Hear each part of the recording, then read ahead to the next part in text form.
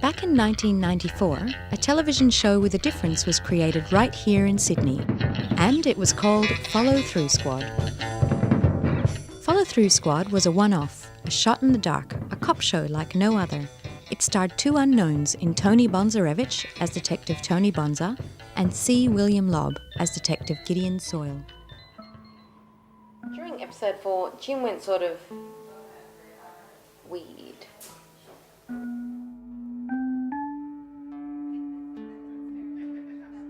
Tonight, a dinner was held to mark the 10th anniversary of a show that changed the landscape of television and popular culture throughout Scandinavia and parts of Eastern Europe. The gang was together again, swapping stories and memories of those heady days back in the mid-90s. Follow Through Squad was really great for my career. What did you get up to after that? Plenty of stuff. Vegas mainly. Hey, Consuela baby, is he telling you about all my scripts he used for the show? If we had used that crap, do you think the show really would have reached that mighty heights that it did? But they don't speak Polish in Vegas, do they? Well, no, but they have a subtitle machine so the audience can understand. Look, it's truth. The turtle's poking its head out. I'll be back in a minute.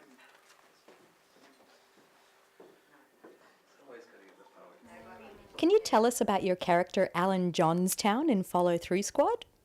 Well, he was a rebel, really. Someone who didn't conform nicely to society's norms, played it very hard and fast, lived it on the edge, But he had a heart of gold. I often thought of him as a cross between Groucho Marx and Karl Marx.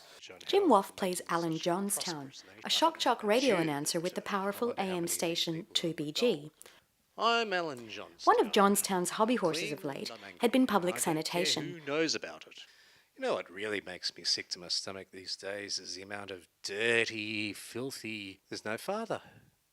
Who's going to be taking the child out to... The only problem with Johnstown's high moral words is they don't actually match his deeds.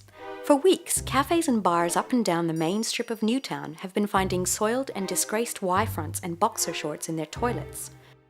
Soyle and Conchita PI investigate, and after weeks of frustration, finally get the lead they're after. Solid evidence points the finger squarely in the direction of Johnstown, but they have to act quickly, because without a confession, Johnstown would be impossible to convict. He's just too heavily protected in this town. So Soyle and Conchita hatch a plan. They kidnap Johnstown off the streets of Newtown and take him to a safe house in the area, where they can apply sufficient methods of persuasion necessary in order to get a confession.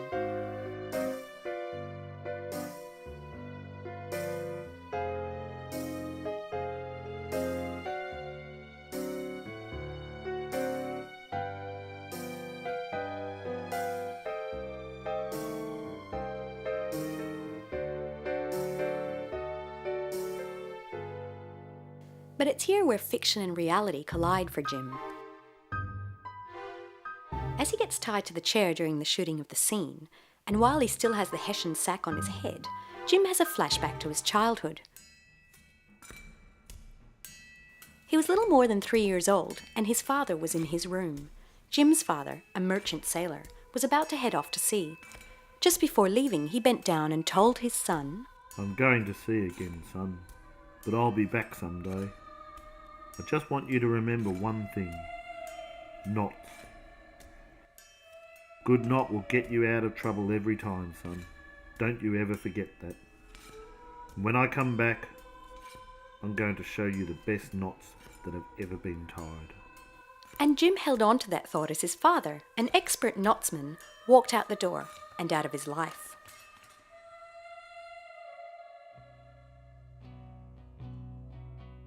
3 weeks into that fateful voyage, Jim's dad fell overboard and was, according to his fellow sailors, scooped up and eaten by a whale. 3-year-old Jim never saw his father again.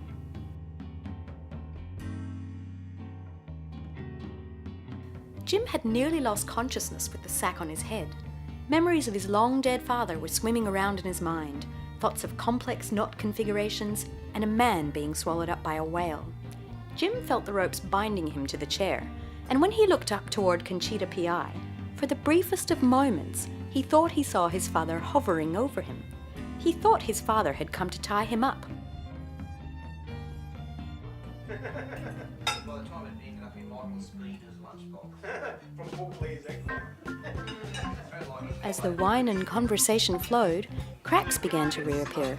Cracks that had been sealed shut after years of not working together. You're a worn out has-been, mate. Better to be a different fucking has-been. That night of my episode, we got better.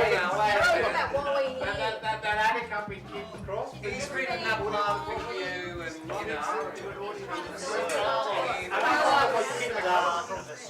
I know that shit. It all comes out.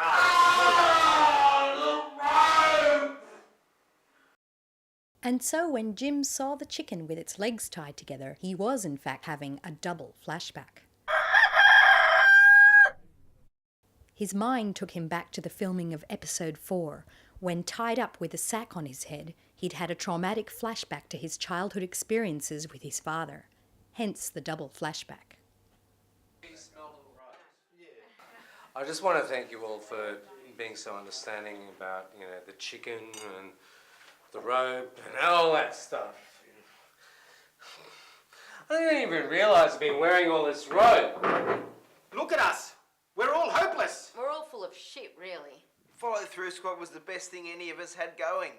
It was the only thing. Look, Follow Through Squad was the best thing that we ever did. We should do it again. Not a remake of the series. Well, what then?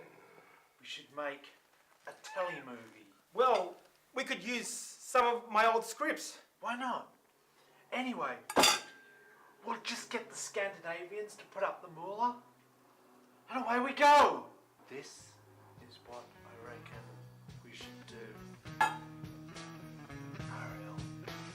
And so the idea was born to bring the gang back together and make Follow Through Squad the movie.